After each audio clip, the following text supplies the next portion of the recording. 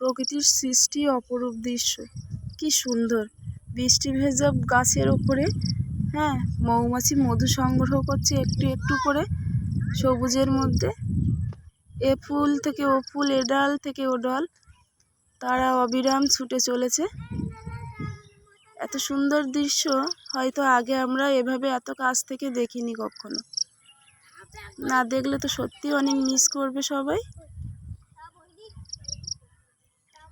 পথের ধারে কত ফুল কত গাছ পড়ে থাকে, আমরা কিন্তু সত্যি এভাবে কখনোই লক্ষ্য করিনি। তারা এক এক করে এ ডাল থেকে ও ডালে মধু খোঁজে চলেছে।